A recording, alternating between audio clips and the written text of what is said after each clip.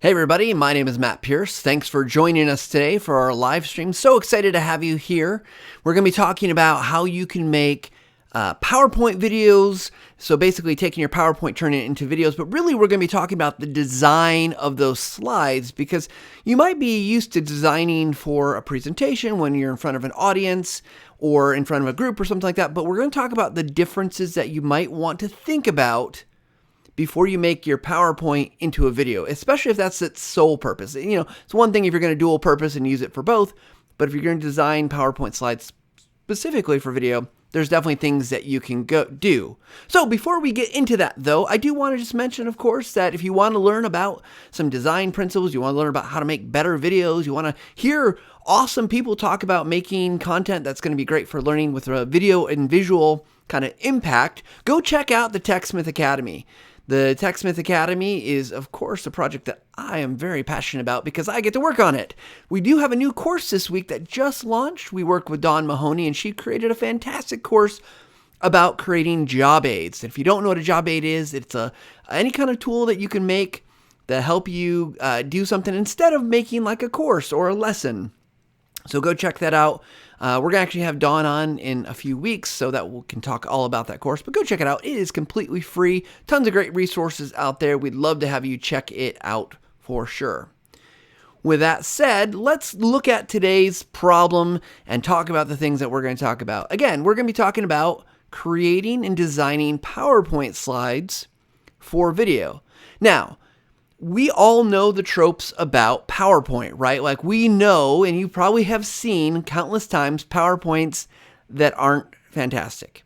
You've seen them, they've got way too much text on them, you've got tons of bullet points, you've got a presenter who probably reads exactly what's on the slides, and we want to avoid some of those things. And so I think the first thing we want to think about is the difference between a presentation and a video.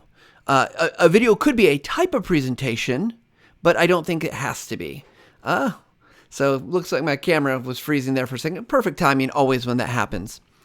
So with a presentation, you remember that you're in the room, you're talking to someone, you might be responding based on visuals or cues, or maybe even they raise their hand, they say stuff. In a video, you don't have that. So that's one big difference to keep in mind, that when you're designing, you're not going to have that feedback and the interaction per se, because you're making a video. And I mean, unless you guys are saying something in the chat today, I don't know what you're thinking about.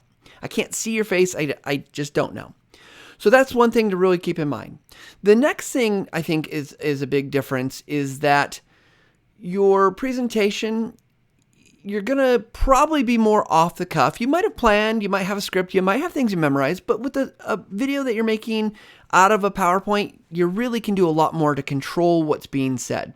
So you can hone the timing, you can be more precise in your words. You know, as I go live during episodes like this, one of the things that happens is sometimes I'll repeat myself, sometimes for good purpose, but sometimes because I lose my train of thought because I am live. With a video and a presentation, you shouldn't be doing that. You should be really focusing that message down so you can really make it much more concise.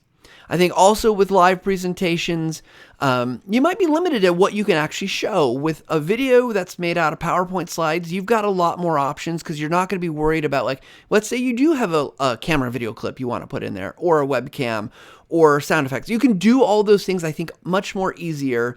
And you can really then hone in and show things that you really want to show. I think about like inserting animated GIFs. Of course, you can put an animated GIF inside your PowerPoint presentation when you're doing it live. But in this case, you can really kind of make that work much, much cleaner, much better without a lot of extra stuff. So I think there's probably other differences. And if you guys see a difference or hear a difference, we'd love to hear from you. What are the differences between a PowerPoint presentation you're going to give live and one that you're going to make into a video? Leave a comment. Let us know. In any place on social at Techsmith, you can tell us, and we'd love to hear what you think.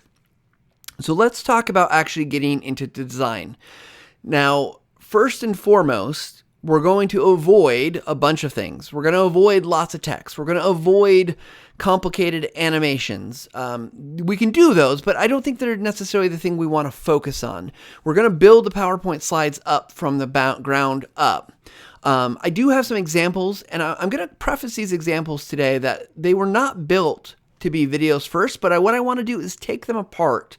And as we look at it, say what would be good for a video and what wouldn't work naturally for a video.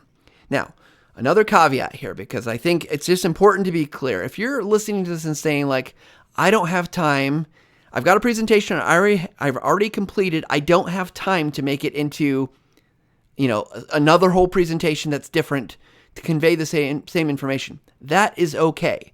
I don't want anyone walking away from here saying, I can't do that. I don't have time to do that. You can still make those presentations work. What I'm saying though, and what our kind of focus today is that we are going to talk about presentations that you're making with the sole purpose of turning it into a video. In fact, I have to do this after this live stream. One of the things I'm going to do is I'm going to make one of these types of presentations so I can share out some information. But we are going to look at PowerPoint today because I want to show you a couple different kind of views of slides. And I think, look, these are my personal slides. I built these. I'm not a graphic designer, but there's some elements that I think are valuable here. So let me find my screen share here, and we can go over there and look at this. Let's do this one.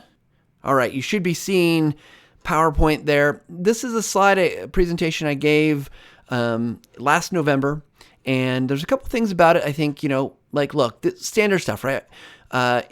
Title slides, things like that. But notice that I set up a grid. So these red lines are grid lines. I like doing that, especially when you're thinking about any kind of design, but in particular if I'm making a video, because now I can start thinking about how are things going to be laid out? Where are things going to be? How would I present this? But then, notice that I'm not using a lot of text in these slides. And I'm just going to look at a couple of them here. They're just basic. And I think that's really something to think about, because in a video, you're going to have the visual. In this case, you have a calendar, but you're also going to have your audio. And your audio, even when you're presenting, this is true, that's what you're going to convey the story or the message through. The visuals there are to support that. Now, if you're doing a how-to or showing somebody how to do something, like there's more emphasis on the visuals. But if I'm doing a share out, and in this case, it was about engaging and empowering customers with video. You probably heard me talk about it here on YouTube and in our audio. But in this case, I don't need to get into heavy visual work. Like, I don't need these intricate, pointing here, pointing there. I just want to move the story along, right? So what I do a lot of, and I think this is really a good thing when you're thinking about video and PowerPoint, is what images are going to convey the message that you want to share. And there are tons of places to go get images for free and elsewise. And we'll talk about some of those places here in a couple minutes. But I really like this idea of using these images to grab attention so that when I'm talking to my audience, that you're going to hopefully want to pay attention and look, but you're not so distracted by what's happening on the screen that you can't listen. If I throw up a ton of text up here, you're going to probably find yourself reading, because I will say stuff that takes longer to say and is probably less immediate for your needs, because your eyes are drawn to the visual, and then you're going to be like, I'm going to read that. And as you're reading it, you're going to listen, but you're probably not going to listen nearly as well as if you don't have anything to read. So hopefully we're drawing you in. I'm pulling you into me, to my story. And as you're looking at this, and the other thing I'll say right off the bat is this was probably a 45-minute presentation, and I've got 39 slides. So I tend to use a lot of slides in these types of videos because there's no point to sit here and stare at one slide for a really long time. So I'm going to get to the point and I'm going to move on. And I might even, and I'll actually have an example here, I might even do something where I'm like using multiple slides. And I do have a few animations in here. For instance, this one slide is actually 4 different slides. And it's a progressive slide. So what I'm doing as it's moving through, I'm actually using these little images to emphasize a point. And so, but it's building. And so I'd much rather see that if you're making a PowerPoint into a video, that you're thinking it much about the slides as like almost like frames of a video. In a typical video nowadays, television or screencast, you've got 30 frames per second. That's a lot. You don't need that many, but you've got 30 frames per second. And if your slide is really static and it's sitting there for, I don't know, 30 seconds, a minute, 2 minutes, it's just the same image and you talking, that's a problem. Because here's what's going to happen when someone's watching your video. I can almost guarantee it. They're going to be listening, bing, notification. Let me just go check that. I wonder if I got any emails. They're going to miss a chunk of it and you're going to lose them. So you're going to, same principles as any video, right? Like you want to keep things moving. You want to keep things going so that your audience is going to stay engaged. And I saw an example recently, and a shout out to Alexander Salas, who's going to be on the show here in a few weeks.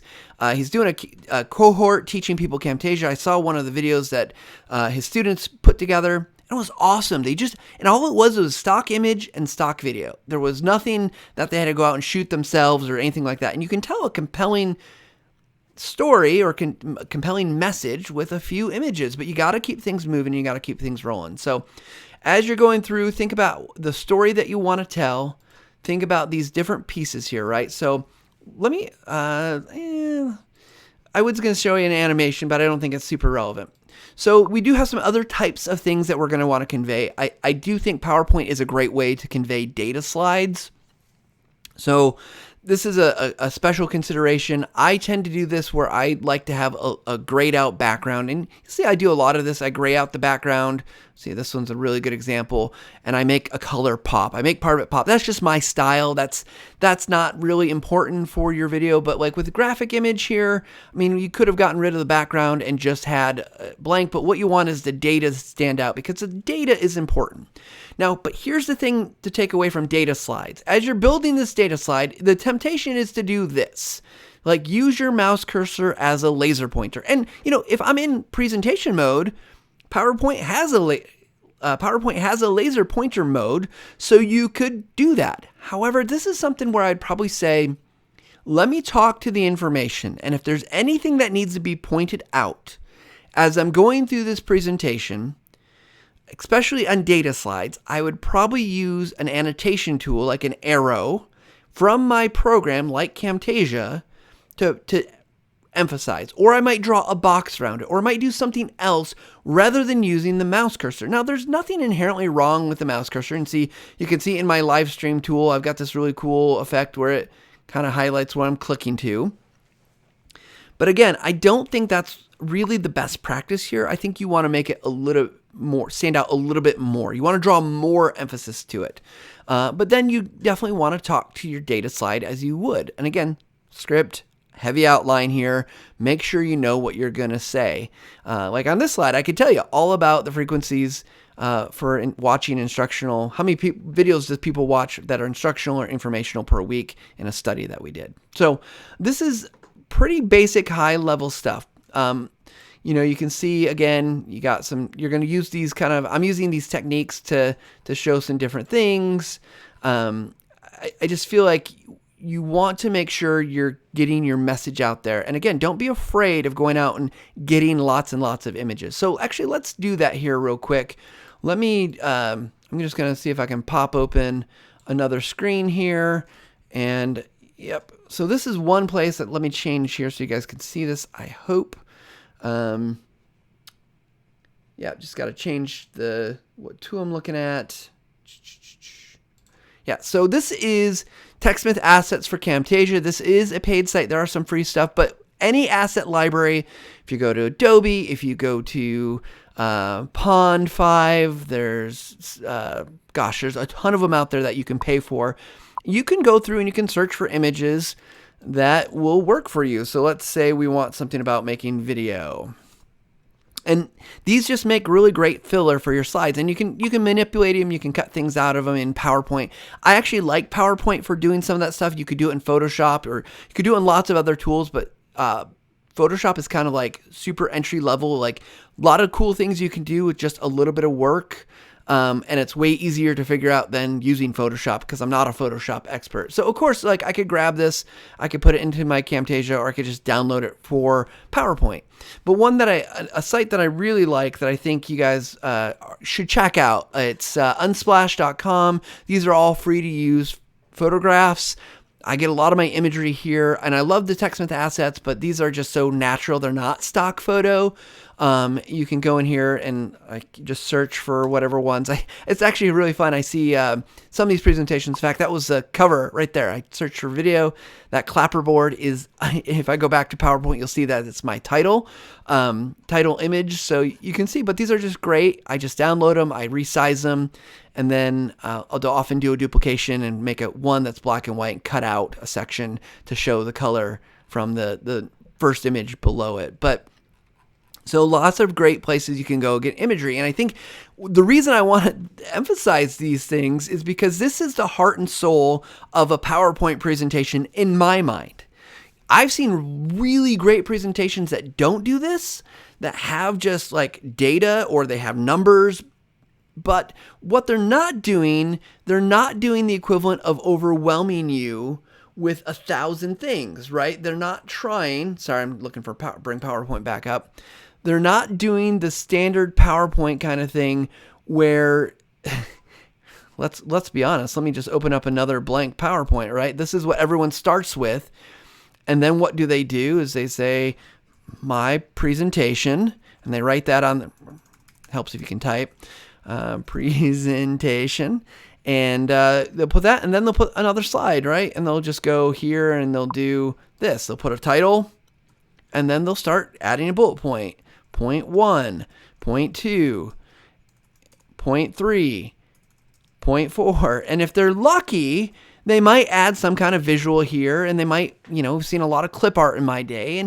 But the problem with this as a video is, again, they're going to read this, and this isn't really designed for a video workflow. It's a great delivery of information if someone's going to read it. But again, you're trying to think through what makes a good video. And you can almost imagine, remember when I was a kid, we used to do this. Let me go back to my camera so I can look at you guys. When I was a kid, we used to get like sticky notes, and we'd make like flip animations on it. Every page you draw and it moves slightly.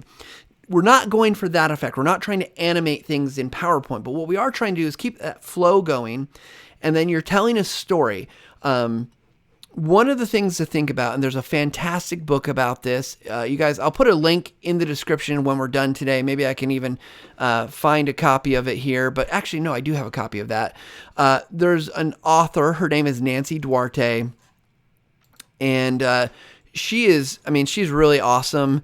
Nancy is someone who, has talked a lot about creating presentations, and she does really cool stuff, and I think it's worth checking out her stuff. And I just found out today, because I was doing some research looking for you guys, and I found today that she has given away this book. It's called Resonate. And Resonate, in short, and I'm not the expert on the book, but I have read it. It basically walks through building out presentations. And I think the good news is it relates really well to videos. Now, she's just talking about stage presentations, but it walks through and talks about kind of imagery, it talks about the ebb and flow of story. Great for anyone who wants to make a video, and even for an instructional video. I think there's things that can really work. So I'm going to put these in the chat here, and I'll, if it doesn't make sense when you're looking at it, I'll try to get some clarification going for you. And guys, I will be answering questions here as we go, and we'll take 2 rounds of questions today. About round 225, we'll get to them, and then towards the end we'll answer them again. But trying to kind of work on our show format and get some flow going here. So check out Resonate. I think that's a really, really, really good book to look at when you're thinking about design and overall flow, because I really believe that as you're building out your PowerPoint presentations, if you start with your slides, you're in trouble. Don't start with your slides. I feel like sometimes we're a broken record. We say a lot of the same things here at Techsmith, but I think it's super important that we keep reiterating because, first of all, you might not have heard it. And second, if you've heard it and you just might need to hear it again. The thing that I'll say is start with your message. Start with your outcome. What is it that you want to achieve? So let's say we're going to take this PowerPoint video and our goal is to convince someone to do something. And that might be from a learning perspective, that we want them to change behavior so that they're more efficient, or that they're going to be more effective, save time, so that saves the company money. Maybe it's a student's perspective. You want them to convince them to change their writing style. I don't know what it is. Could be a marketer, right? These all apply. But you don't start with the visuals. What you do is you start with, what is the message that you're going to share? Why does your audience care about this? And what is it that you can say or show that's going to help them to do that? Now, a lot of times why someone might choose to do a PowerPoint video is because they don't have a good visual. Like, they don't have a screen to share. It's not showing them an application. It's not showing them a process. Maybe it's conceptual. Or maybe it's just a lot of data that you've got to display, and you want it to look better than like an Excel spreadsheet. So you could record an Excel spreadsheet. So I think you start with that premise. What's my objective? What am I going to do? And then you start laying out those steps. Like, first they need to understand this. Maybe it's background. Next, they need to understand this. Then they can do X.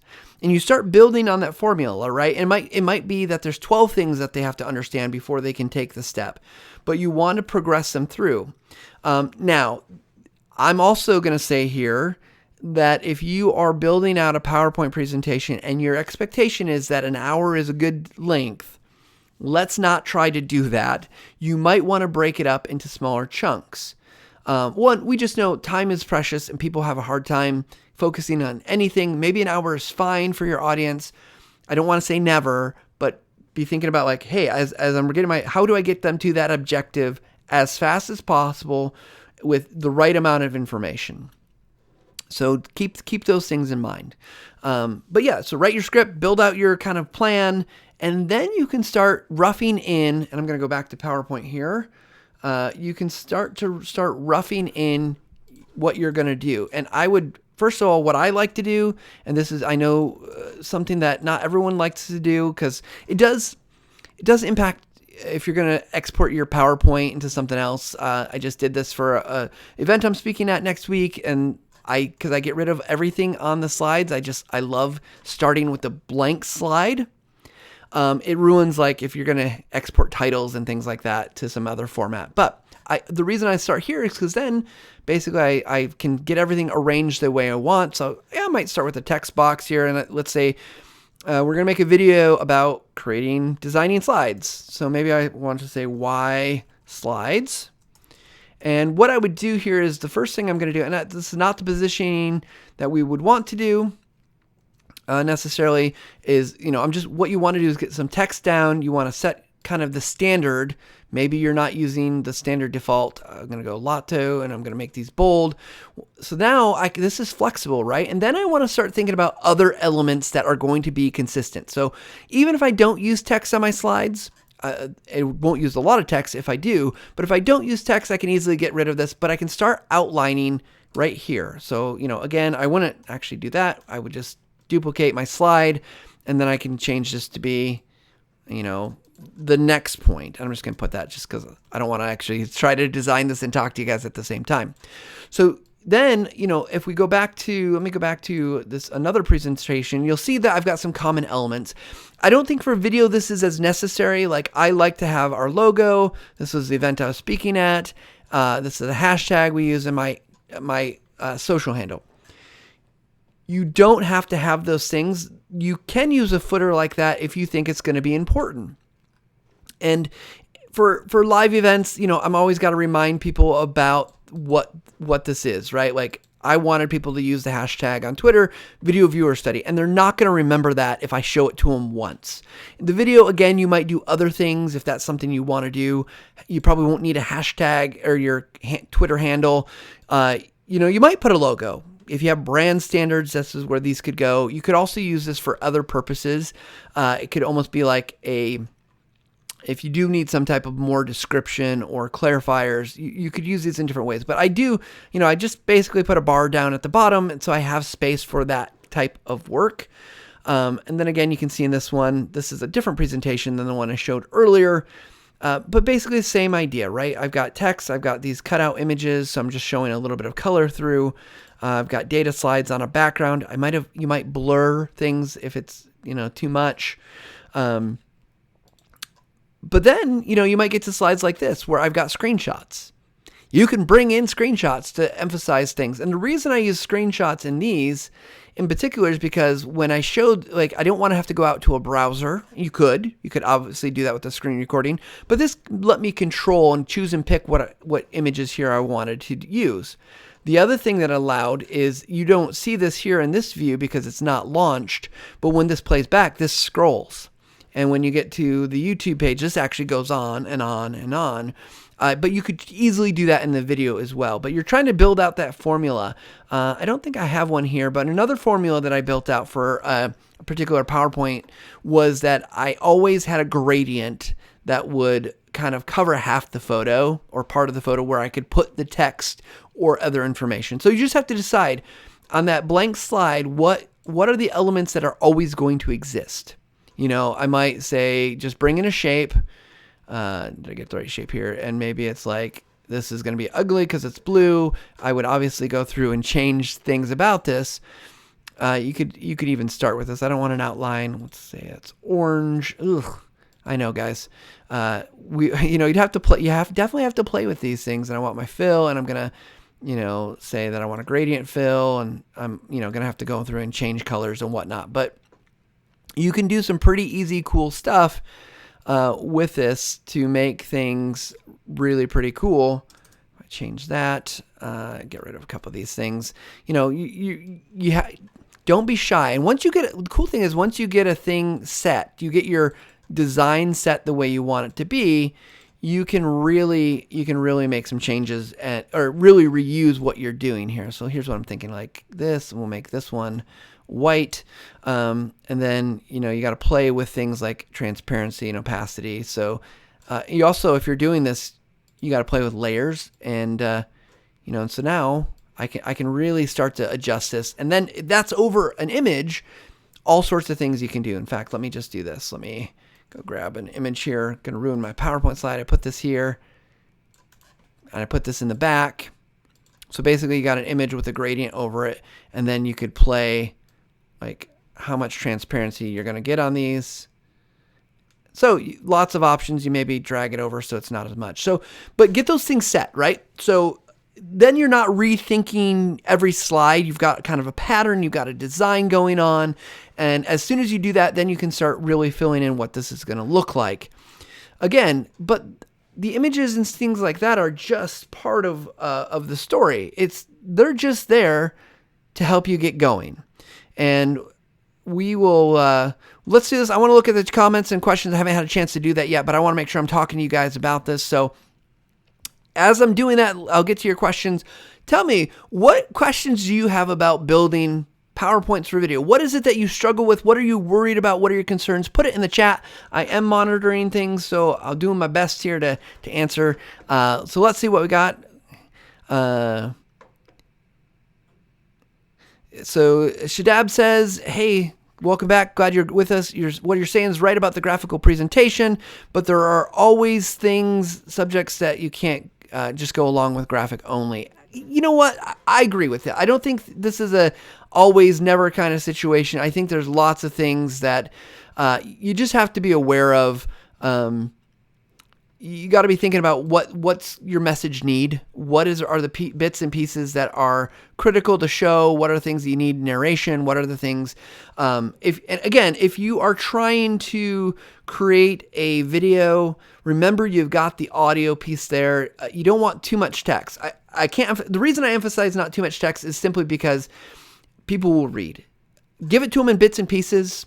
Break it up over multiple slides, but don't give them like a wall of text. I saw this in a presentation not too long ago, and it was dense and hard to read, and I couldn't believe that was the case that the person was using. And I said to him, like, I don't think this is the best. We want to break this up, and they wouldn't hear it any other way. I just think it was going to be a little bit of a disaster, though. So thanks for your comment.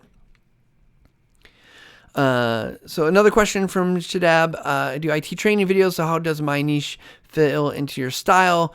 Can you throw some light on that? So that's a really good question. If you're got content that you can make just a screencast out of or some other video, do that. I think this is like when you've got information to deliver, you don't want just talking head. Like, enlighten us. Like, if you're talking about things that are conceptual, maybe you need to show a diagram. Maybe you can use PowerPoint to emphasize data. And as an IT training videos, right? Like you were teaching some network process. Let's talk. Here's one. This is not very technical, but it's something that I know I've talked about before with customers of Techsmith, and I've had to learn about myself is if I'm signed up for a service and the service says I only get X amount of bandwidth, I only get so much data I can use.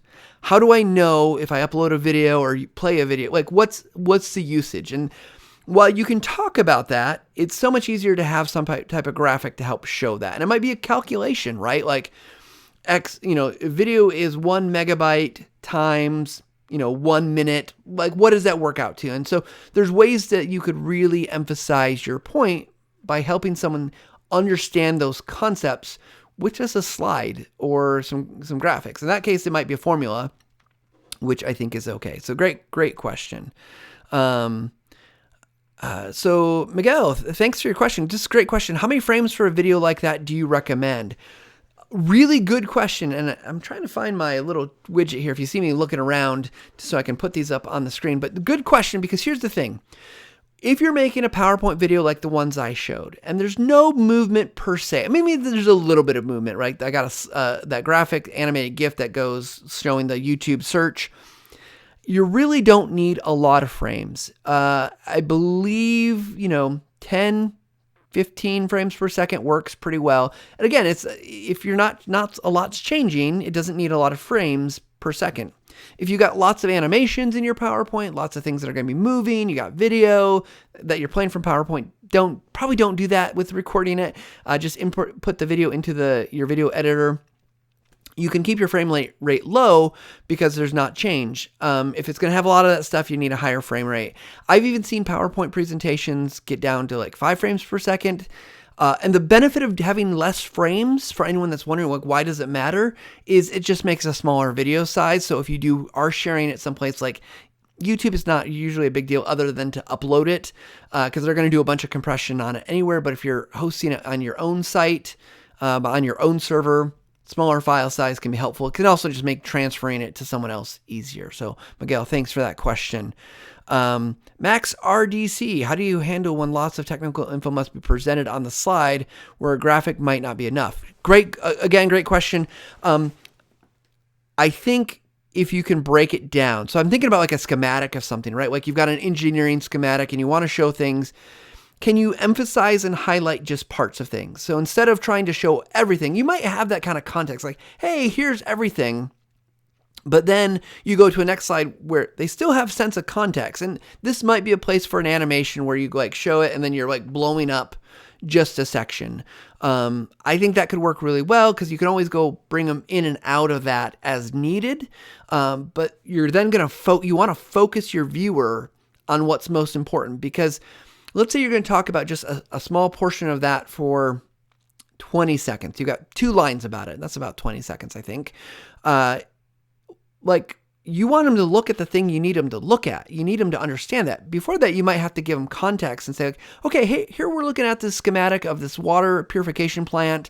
Here's where all the endpoint parts are. I want to draw attention to the osmosis portion of the water purification, and then you're zooming into that part of the schematic. So if anyone's wondering why I pick that example, it's because I worked on a project just like that. So I do think, sometimes it's okay to show lots of stuff, but when you're talking about the specifics, narrow in if you can. Lots of good comments. Trying to read and talk to you guys can be difficult at times, multi-processing here, kind of sorting through. Shadab says, Matt, what else you want to add to my formula? I'm not sure. I think I got to go back. That's going to take me a little bit more reading to get to that. Yep, Shadab, we were talking about hook. We want to hook the viewers into this stuff. Kathy. Hey, Kathy, how are you doing? Thank you so much. Love this stuff. We're grateful that you guys will tune in. Sorry guys, just trying to read. So Chad asks, and how and where do you find your photos for PowerPoint, being mindful of attribution and copyright? So my first stop is usually the Techsmith asset library. It is a paid subscription. I work for Techsmith. And if you don't have that, my second, really probably my most used is unsplash.com. It's copyright free. You don't even have to attribute. I always try to in my slides. So for instance, let me go back to my PowerPoint real quick. You'll see that on the notes section. Oh, I didn't do it because that's the one I was just building. On my notes section. Oh man, photo right here. I give the attribution there because that's it seems like the right thing to do. But again, unsplash.com. Oops, wrong camera here. Unsplash.com is one that I think I just love the photos. I've actually submitted a few photos. It's a kind of contributor site, great visuals. I do have to look, I will say I struggle sometimes to find everything I need. It's more conceptual. It's not like it's going to be perfect. Like I need a picture of this particular part. You probably won't find that, but what you can find is stuff that works really great for conceptual ideas. Another one is Pexels. So let me put these in the chat here best I can. You're just going to catch me typing. Pexels.com. I like Pexels. Again, they share some of the same stuff with Unsplash, but the other thing about it is it has some stock video that you can use, so that's good. Trying to post over here on LinkedIn, guys, so you guys can see it. So Pexels.com, Unsplash, and of course, asset library from Techsmith. I can get a URL for that one as well. It's to me, it's totally worth checking that out just because there's music, there's things that go in Camtasia. I don't want to sell it too hard, but I do feel like it's totally, I love it. I think there's so many good things that you can use there. So let me just post this in the chat as well. All right, so moving on with questions. Super Hadoman, I hope I said that right. What is your take on when you should and should not add your talking head video to PowerPoint-based presentations? Awesome.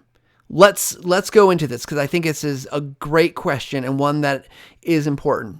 I think you should be using camera video of yourself or your narrator or whoever's the important person giving the presentation.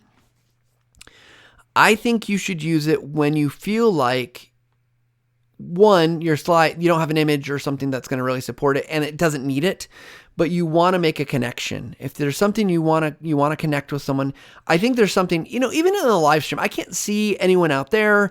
You can see me, but you can see my eyes. You can hear my tone. You can see my expression. Am I smiling? Am I really frustrated? And I think that's valuable when you're delivering of information, right?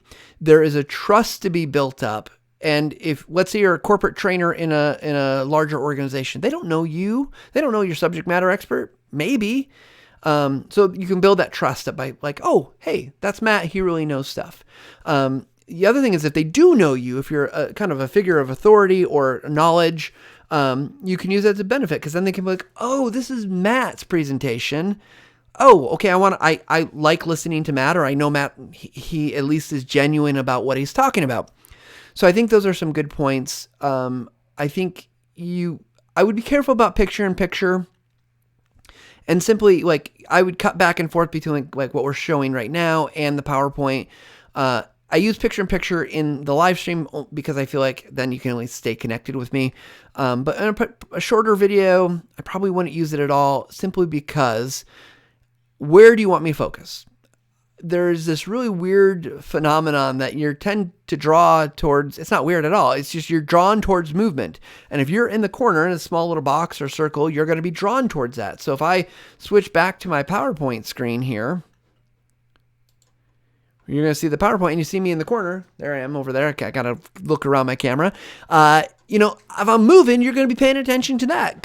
And frankly, if there's nothing happening on the screen, you don't need to see it.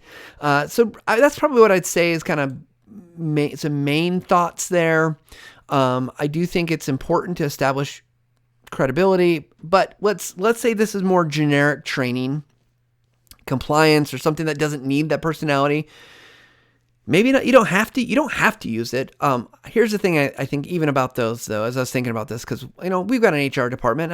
We've got a great HR department. Caitlin's great, and Amy's great, and Brianna's great. They're all great, and I like it when I can see them. Now that we're all working from home, I like being able to see the people's faces that are talking to me. I like not just hearing a voice. So I think it's about a personal thing. If you don't need that personal connection at all, you don't want it to feel, it removes a little bit of the humanness when you don't have it. So I probably overstated this, but I think it's important to think about, as you're going through your flow, look for those opportunities to interject it, but you don't have to do it all the time for sure. So again, great questions. Comment about multitasking should have, it's too many monitors. If I could focus on one thing, it would be better. Let's see. I'm trying to go through here. So Caleb, if you've got questions, jump over to support.techsmith.com. They'll get you taken care of. They're really good. I can't help you during the live stream, unfortunately. Unfiltered ID. Hi. How do I get around for a face? So that's a good question. Like in this case, if you want a round video, Camtasia 2020, you can make what's called a mask and basically put it in a round one. It's maybe we'll have to put a template up some point because it's super easy once you figure out how to do it. Figuring out can be a little tricky if you're new to masks. In this case, the tool that I'm using to push from my computer to the live stream is doing that, which is not Camtasia. So UMBC Lansing, I am using a video switcher to switch, and it's just there's a lot of windows. We're using Ecamm to push to our streaming service that gets it to YouTube, Facebook, and LinkedIn. So I think if I missed your question so far, put it back in the chat. I'll try to get to it. Try to round it up here. We'll go again here in a few more minutes. I do want to wrap up with a few last minute thoughts.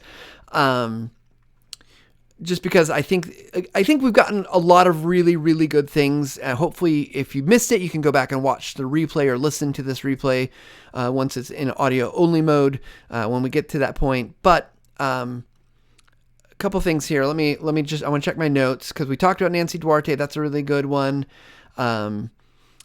Color, play with your color. Play with motion. You don't get crazy. You can do motion, and remember, motion can be done in PowerPoint. PowerPoint's pretty crazy what it can do, but you can do it in other tools too. Like you don't have to do everything in your PowerPoint if you don't want to. If it's easier, text 0 to little. If you, a lot of this comes down to designing good slides and telling a good story. Another website I found this. If you guys don't know Gar Reynolds. Gar wrote a book about design. I'm going to see if I can get this link to copy it, and I'll put it again in the chat. Gar does some really, really great design stuff, and I found a blog post from him about design, and I read through it, and I said, yes, this is really good stuff. I don't need to tell you all this stuff. You guys can go read it, but you can see that's like, keep it simple. Limit bullet points in text. And I really like what he does with, like, if you've got one key percentage, he blows up the number, makes it huge on the background. He talks about charts and data and fonts and things like that. That's just all good design. That's really nothing to do with video, which I think is important to think about. We're making good images, good visuals, and then we're adding this complicated layer of saying we're going to make this into a motion picture, for lack of a better term. It's going to flow. We want to think about it like a video, not just a presentation. Another one, and I saw this. This is a slide share. Oops, let me see if I can grab this. I'll put this in the chat as well. By @JesseD. I just found this. This is not anything we did, but it's You Suck at PowerPoint, and it's design about design. And I think just thinking about design and the story you're going to tell and the message you're going to get across, if you can do that first and get that so it's like you feel good about it. I know when I do that with any presentation, my slides then just come together.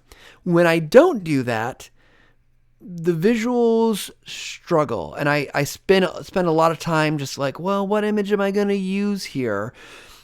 And I think, again, and honestly, let me go back to my PowerPoint slides here, but if you look at my PowerPoint slides, it's not that I'm doing like super, again, I'm not doing targeted PowerPoint slides that are amazing to like a particular presentation.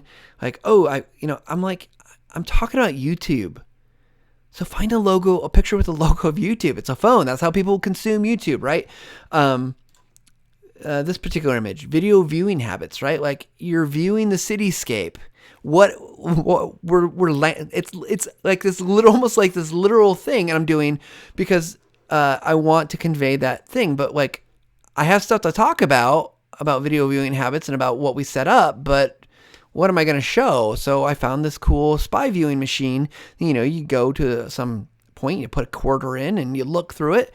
And what you don't see, let's see what happens if I do this. If I launch this, yeah, there we go. Let me go back up a slide. I don't know how this is going to work, but we're going to try it. You can see I added in here a slight animation because I wanted this to be a little bit more engaging and interesting to hook them in. And you can see that we're gonna light up the city. We're gonna look at this in more detail as if I was giving that presentation. And I do that occasionally. I don't use it a lot, but I definitely do it occasionally. In fact, let's see, one of my favorites, and it's really subtle. I actually reuse stuff too here. So like that's the same slide we just saw, but with different text. You can do that. That's fair game. I'm not finding it. This one's a good one as well. But again, just you're using the things at your disposal to convey the message, right? If you're going to talk about audio, right? Like the emphasis needs to be on that microphone. It's probably a little choppy here, but you should be seeing that the microphone is just slightly moving and it draws attention. And the reason I'm doing this is, again, I'm not trying to distract, but I'm trying to make sure every once in a while I'm hooking you in. And in video, again, if I'm I'm a creature that is, my lizard brain is looking for that movement and change and scanning for trouble, that movement's going to draw me in. And you don't want it all the time, because if it's all the time, you can say, God, it's really not that important. But when it does happen every once in a while, people are like, is that moving? Oh man, that's moving. Audio, cool. I'm keyed in because it's not doing so much you can't listen. So there's just, again, a couple things to think about. I think I've got all my points here. Just moving. I mean, there's tons of other stuff out there. Another favorite of mine is, and I don't have a link for this one. I didn't find a good link that I thought I wanted to share. Pixar's 22 story points. They talk about how they go. One of the former Pixar employee wrote out this kind of like 22 points that Pixar uses to tell stories.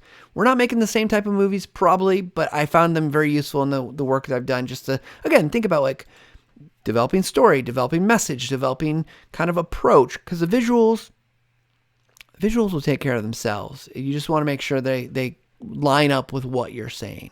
So with that said, I'm going to check the chat once more. And then once I get after the chat, I got one more thing after that we're going to get to that's new, a new segment. We're starting to do a segment. It's pretty cool. So just check here real quick if there's anything else. Professor Totes McGoats, username awesome. If we have Camtasia 2020, what is your thought with doing all the animation in Camtasia versus creating animated PowerPoint slides and using PowerPoint screen capture? You could do that. I love Camtasia, and there's a lot of things I just end up doing in Camtasia. However, I think if it's a sizable presentation, I would probably build it in PowerPoint simply because I'm faster. And unless it's really some of the subtle animations, I still think would be easier to do in PowerPoint than Camtasia, but not everything. Now that Camtasia has masks in 2020, there's some pretty cool things you could do, but I think from just an image building standpoint, I'd still build it in PowerPoint, and if I don't have any animations in PowerPoint, I then export those right into Camtasia, and I get the best of both worlds. So they would be coming in as static images though, so that's something to be aware of. But I think PowerPoint's just stupid simple.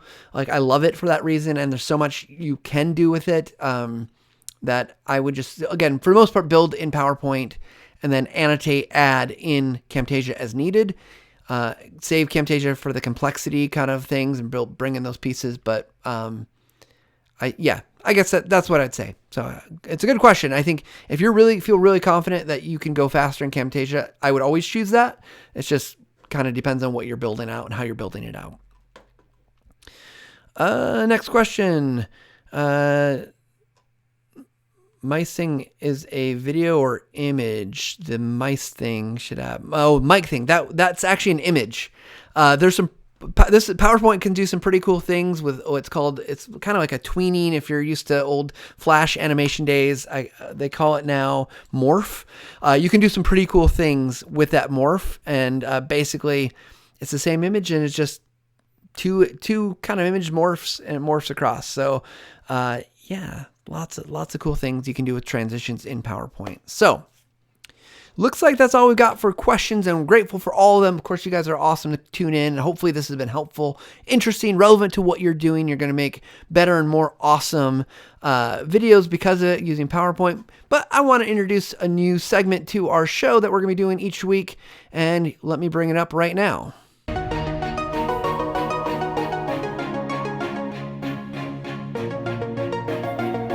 All right, here we go. So I've got the PowerPoint stuff up. I got to bring up some different things here so you guys can see these. What I want to do, what's new at Techsmith here this week, is we are going to be talking about some things that are new in the Techsmith ecosystem each week. So that could be blog posts, it could be videos, it could be product updates, but we want to have a dedicated spot that we can just make everyone aware of some new things that are going on. So I want to do that right here and right now. This is going to bring up PowerPoint, but I'm going to switch this to be the right thing,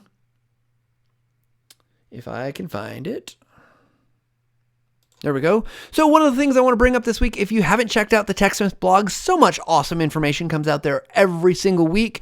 This week we released a blog article, Blended Learning, the Ultimate Guide. You can see it has got a ton of great information. Now, if you're saying, well, that's more for educators. Yeah, it is maybe more for educators, but trust me, anyone who is doing any kind of learning processing can learn from a blended model, right? Like the fact your students can learn and then come ask questions and do there's lots of models to do this, but blended learning is super cool. So you can check that out on techsmith.com/blog. You'll see it there, but check it out, read through it. It's got great information. The other thing I wanted to point out, if I still got it up. Yep, here we go. This is, let me just refresh this so you guys can see here. This is our new video. It is making your first how-to video for online teaching. Remember last week we talked to Jason Vlad. This is one of Jason's video, and you can go get a lot of information. And again, this is more for our education audience, but check it out. You can get a sense for making a video, and he's going to walk through lots of specific stuff. And it's a longer video. It's 9 minutes.